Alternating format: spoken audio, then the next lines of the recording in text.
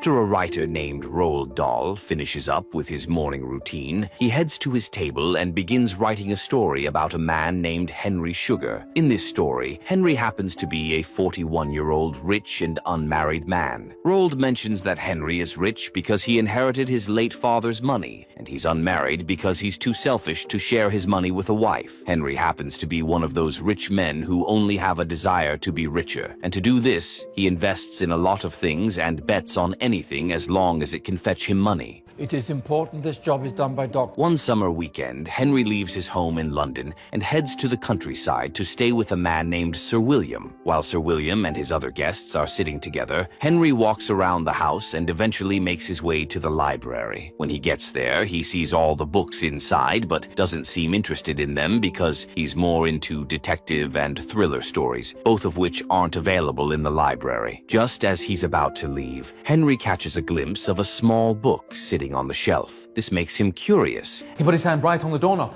Dr. Marshall, stop grinning. And he picks up the book to see what's inside. Interestingly, the book doesn't have a title on the cover page, but as Henry opens it, he sees that it's a report on a man named Imdad Khan, who is referred to as a man who sees without using his eyes. The report was written by a doctor named Chatterjee, and Henry finds this strange because he can't seem to understand how someone can see without using their eyes. Since he's still curious, he decides to spend some time reading the book. The report begins with Dr. Chatterjee discussing how he was in the doctor's restroom. All four of us were pretty annoyed and we didn't say anything. With some other colleagues when Imdad came in to ask them for a favor. Chatterjee mentions that the restroom is a private room for doctors, and Imdad says sorry for disturbing them. He adds that he's only there because he has something interesting to show them. Chatterjee and the other doctors remain silent, but Imdad then mentions that he's a man who can see without using his eyes. The doctors are shocked by this, but Imdad says that even if they bandaged his eyes, he would still be able to read them a book. Surprised by this, Chatterjee calls Imdad inside. 7. Once more, I said. 9. Once more, I said. 3. And covers his eyes so he can guess how many fingers one of the other doctors, Marshall, is holding. As they do this, Imdad predicts each one correctly, and Chatterjee is shocked by this. He then asks for the trick, but Imdad says it's actually a genuine thing he mastered after years of training. Marshall asks what kind of training he's talking about, but Imdad says it's a private matter. Chatterjee then asks what they can do for Imdad, and he mentions that he works in a traveling theater. Imdad Khan was walking normally quite briskly along the hospital corridor. That has just arrived in town for a performance. He adds that they're supposed to give their opening performance at a place called the Royal Palace Hall. He also mentions that whenever the company arrives in a new town, he goes to the largest hospital and asks the doctors there to bandage his eyes in the most thorough fashion. He says that it's important for the process to be done by doctors, so that people won't think he's cheating. Marshall doesn't seem to mind doing this, and Chatterjee agrees to get it done. After a while, they complete the process and wrap his head with a bandage that will ensure that he can't see anything. His whole face was rigid with shocked disbelief. Following this, Imdad thanks the doctors for doing a thorough job, and he immediately stands up and walks up to the door. After he opens it and leaves, Chatterjee and Marshall are shocked by this because they made sure he couldn't see anything. They then decide to follow him, and much to their surprise, Imdad walks quite well and even avoids hitting some objects on the way. He also goes down the stairs with ease before heading out to enter his bicycle. As he leaves, Marshall and Chatterjee remain shocked by this, and they wonder if they've just witnessed a miracle. You're curious, Doctor, am I correct? After Chatterjee closes from work that day, he heads home to change his clothes before going to the Royal Palace Hall to watch Imdad's performance. Interestingly, Imdad happens to be the last act to perform, and he does some amazing things even with his bandaged eyes. For one of his tricks, he got his head covered with a can, but still managed to put a thread into the eye of a needle. Chatterjee cannot believe this, and after the performance, he goes backstage to meet Imdad. As Chatterjee still looks confused, Children shouted and surged towards our white-headed visitor. Imdad mentions that he knows the doctor is still very curious about how he was able to see without using his eyes. Chatterjee then says that even though he's not a writer, he would be glad to publish an article about Imdad in a journal or magazine if the magician can reveal how he developed the power to see without using his eyes. He adds that he believes the article will help Imdad become better known in the world. Imdad thinks about this for a while and agrees to tell Chatterjee what he wants to know. 12 inches, 15, 18. As Imdad starts talking, he briefly says a few things about his background and where he's from. He eventually mentions that when he was younger, a conjurer once came to his school and gave a performance. Imdad was so impressed with the performance that 2 weeks later he saved some money and ran away from home to join a traveling theater company. After 3 years with the company, Imdad eventually heard about a great yogi who had acquired the rare power of levitation. It was said that when the yogi prayed, I proceeded with this kind of practice. his whole body left the ground and rose up into the air. Shortly after, Imdad left the traveling theater company and began his search for the great yogi. After hiring a horse and a cart to take him to a place where the yogi is rumored to be living, another man offered to share the cost of the ride because he was also heading in the same direction. Imdad agreed to do this, and he later realized that his companion is a disciple of the great yogi, and he's actually on his way to meet his master. Imdad looked excited and told his companion that he would like to see the yogi.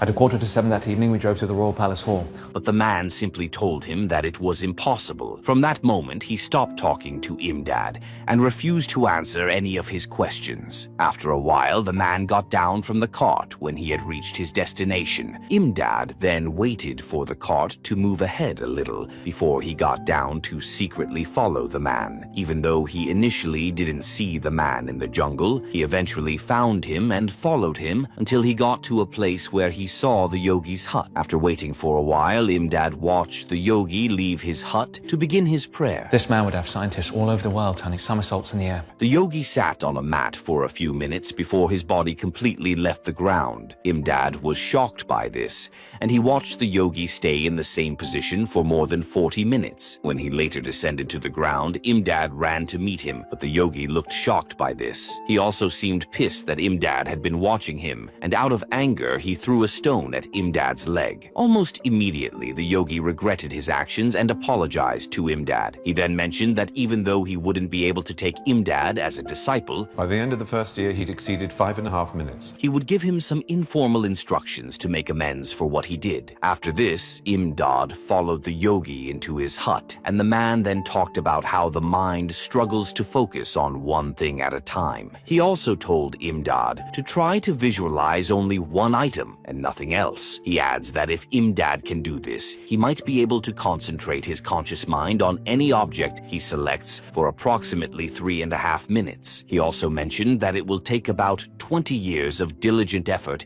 to be able to concentrate his mind. I wrote for 5 hours without stopping.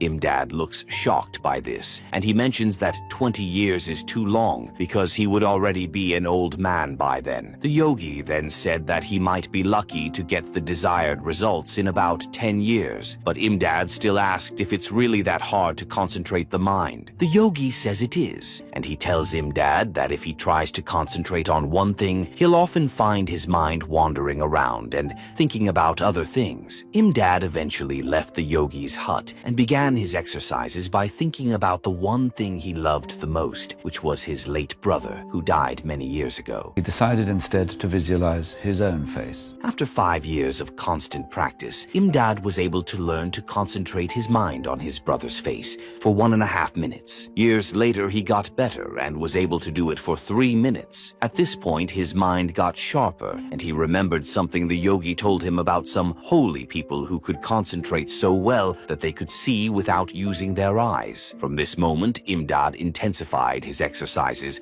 and started blindfolding himself so he could try to see without using his eyes. And concentrated my mind on my brother's face. He initially started with a deck of cards and studied the backs before he was able to guess which one he was holding correctly. He did the same thing with maps, and many years later he was able to read a book without using his eyes. At this point, Imdad then tells Chatterjee that when he started using his ability for for his performances. No one believed that it wasn't magic because they didn't seem to understand how someone could see without their eyes. Blind people might be able to see. He adds that people don't know that there are other ways to send an image to the brain. Chatterjee asks about the other ways, but after thinking about it for a while, Imdad says that he honestly doesn't know how it happens. He then mentions that the seeing is done by another part of the body, and Chatterjee asks which part. Imdad doesn't have an answer for him, and he just leaves because he's tired. That night, when Chatterjee got home, he couldn't stop thinking about everything Imdad had told him. He also realized that if he could figure out which body part does the seeing, he could help blind people and even deaf ones. The next day, Chatterjee tells Marshall about everything that happened the previous day. Bandaged my eyes in the most thorough and expert. He also mentioned that he's going to the theater because he still needs to ask Imdad some more questions. After they close from work that day, they head to the theater, only to see that the night's performance has been cancelled. Chatterjee and Marshall are shocked by this, but as they ask the old gatekeeper what happened,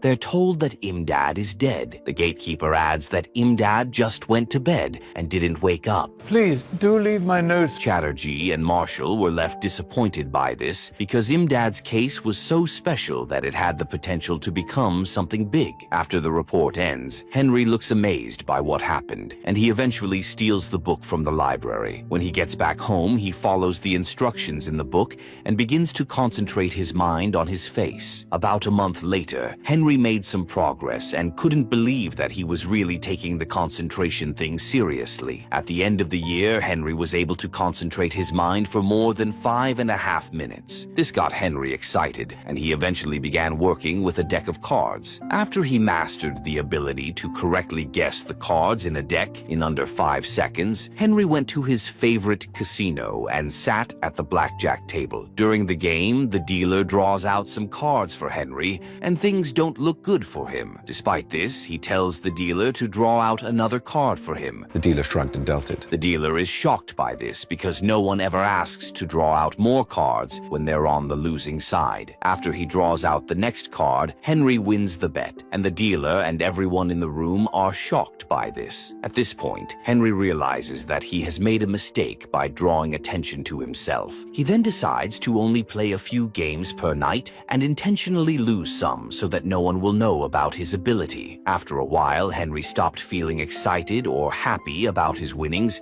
because there was no longer any danger or suspense attached to them. One day, after he wakes up, he sees some money he made from a casino the previous night. Surprisingly, Henry didn't feel like he wanted it, and he went to his balcony to throw the money at the people on the streets. Henry felt fulfilled doing this, but a cop eventually scolds him for inciting a riot. Henry apologizes for this and says that he's sure the people will leave the streets soon. I do beg your pardon. I won't do it again. They'll soon go away. The cop still seems pissed and asks where Henry got the money he shared. Henry says he won it at blackjack and that he doesn't think he has done anything illegal. The cop looks even more pissed and tells Henry that if he really wanted to share some money and do some good, he could have taken it to a hospital or an orphanage. He adds that there are many orphanages and hospitals that don't have enough money to buy the kids there some presents for Christmas. Henry feels bad when he hears this, and as he walks around his room, he decides to come up with a plan. As part of his plan, he'll go to different casinos around the world for the entire year, and the money made will be used to build hospitals and orphanages in different countries. For this operation, Henry hires a trustworthy accountant named John, who will help him disperse the money and ensure that it's used for the right purpose. Just a little over 20 years after he started working on his plan, Henry died from a pulmonary embolism. At that point, he had made around £644 million. I'll have to move to Switzerland, I suppose, but not tomorrow. And had built several children's hospitals and orphanages. Interestingly, it turns out that after Henry died, John called Roald and told him that he wanted a book written about his boss. During their call, John told Roald that a remarkable man had just died and that he wanted people to know what Henry had done for the world. After this, Roald asked if the story was that important, but this got John pissed. He then told Roald about Henry's secret career and everything he did with his money. This made Roald interested in writing the story, and he eventually went to meet John to talk about the book he's supposed to write about Henry. During their meeting, John invited Henry's makeup artist, Max, Max to join them. Interestingly, Max was the one who helped Henry create different disguises to conceal his identity. Shortly after, John shows Roald the report written by Chatterjee, and he copies out everything he needs. Before he leaves, though, Roald asks why John wants him to use the name Henry in the book, even though he already mentioned that it's not the philanthropist's real name. John then mentions that he and Max promised never to reveal Henry's real identity, even though it's likely that it will be leaked out soon. After John mentions that his boss was from a well-known English family, Please, just call him plain Mr. Henry. he says that he would appreciate it if Roald just called him Henry Sugar in the book. Much later, Roald starts working on his next story called The Swan. Roald writes this story from the perspective of a narrator who starts by talking about a boy named Ernie who receives a rifle for his birthday. A while later, he leaves the house with his gun and a box of bullets to see what he can kill. After calling his best friend Raymond to join him, the boys head out and begin to kill the birds they see on the way. They eventually kill 14 birds, and as they look beyond the bushes, they spot a boy named Peter looking at a tree with a pair of binoculars. Just then, they show up behind Peter while Ernie is pointing a gun at him. Peter happens to be a quiet boy, and since he knows both boys to be bullies, he just lifts his hands in the air. Raymond then snatches Peter's binoculars and asks who he was spying on. Peter still looks scared. Together they tied Peter's wrists together. But he also realizes that he would have to cooperate with the boys because he knows how wicked they can be. He then says that he was watching a green woodpecker standing on a tree. Ernie says he'll kill it, but Peter mentions that he can't because the bird has flown away. Suddenly, Raymond whispers something into Ernie's ear, and Ernie says it's a good idea. Almost immediately, they push Peter to the ground and tie up his hands and feet. Peter still looks scared, but the bullies drag him to the railway lines. They then drop Peter in the middle of the train tracks. After the boys sit down near the bushes, Peter realizes that they don't plan to release him. He says they're committing murder, but Ernie mentions that it's not the same thing. When they had finished, Peter Watson was strung down helpless. Seeing as he might remain there till a train arrives, Peter digs his head deep into the ground and adjusts his feet. After a while, a train soon heads toward him, and Peter shuts his eyes. Luckily, the train just passes without hurting Peter, and he looks relieved. Following this, Ernie tells Raymond to free Peter's legs. After he does this, they take him to the lake and contemplate throwing him inside. Just before they do this, Ernie sees a swan sitting on its nest, and he says he'll kill it. Peter doesn't seem happy about this, and as a bird lover, he tells Ernie not to do it. He adds that it's just not right to kill a bird in its nest. Ernie doesn't seem to care about this, and even though Peter begs him not to take the shot, he eventually kills the swan. Ernie then tells Peter to go and bring the swan for him. Peter refuses to do this, but after Ernie hits him in the face, he agrees to do it. When he brings the swan back to the edge of the lake, Ernie cuts the wings and attaches them to Peter's arms. Following this, he and Raymond take Peter to a nearby tree and tell him to climb it. Ernie also mentions that when Peter gets to the top of the tree, he has to jump off it and fly with his wings. Peter believes he can just hide in the tree after climbing it, so he agrees to do as he's told. When he gets to the top of the tree, he stays there and refuses to move any further. Ernie gets pissed by this and shoots at Peter on the tree. Unfortunately, the bullet hits Peter's thigh and he loses balance but still manages to hold on to a branch so that he won't fall to the ground.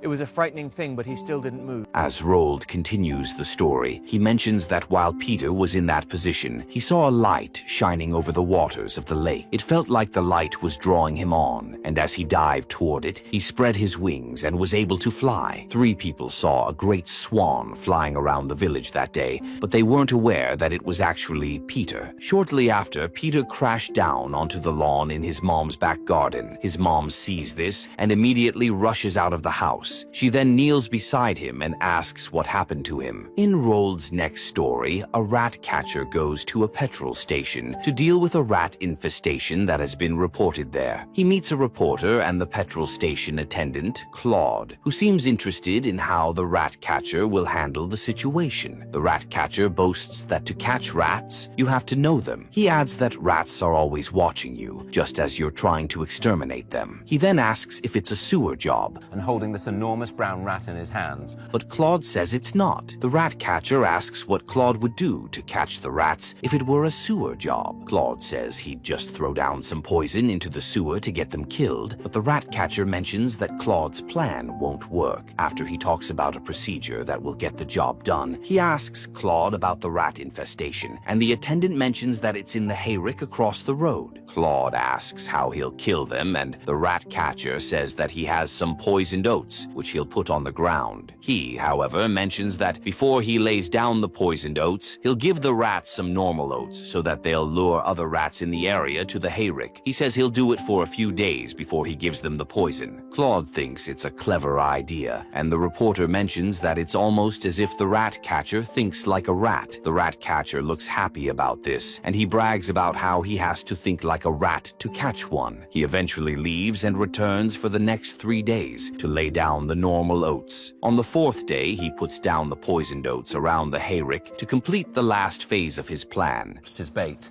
These are very clever rats here. The next day, he arrives at the petrol station and tells Claude to get him a sack to put all the rats that must have been killed. As he gets to the hayrick, though, he notices that there are no rats there. He looks shocked and disappointed because the rats didn't even touch the poisoned oats. Claude and the reporter try to understand what happened, but the rat catcher seems angry about the situation. Seeing as he has failed to do his job well, the rat catcher decides to redeem his reputation, and he asks Claude and the reporter if they want to see something. Claude asks what he wants to show them, and the rat catcher pulls out a live rat and a ferret from his pockets. He then says that nothing will kill a rat faster than a ferret. After this, he puts the animals into his shirt and stands still while they fight. A few minutes later, he pulls out both of them and shows Claude and the reporter. Premises. The rat man. That's me. The rat is dead while the ferret is still alive. Claude seems intrigued by this, but the reporter doesn't like what just happened. The rat catcher asks if they want to see something more amazing, and Claude says he's interested. Following this, the rat catcher says he'll kill a live rat without using his hands or legs. Claude and the reporter don't think it's possible, but the rat catcher says he'll only show them how to do it if they bet against him. Claude eventually places the bet, and the rat catcher slowly stares at the rat before biting off its head. Claude looks disgusted by this and tells the rat catcher that he doesn't want to hear one more word from him. The rat catcher initially brags about his rat knowledge for a while, but as he notices that Claude and the reporter look angry, he eventually walks away. As the reporter returns to his seat, he says that it's quite strange that the rats didn't eat the poisoned oats. He then mentions that there must be something nutritious inside the hayrick. After this, Roald writes another story titled Poison.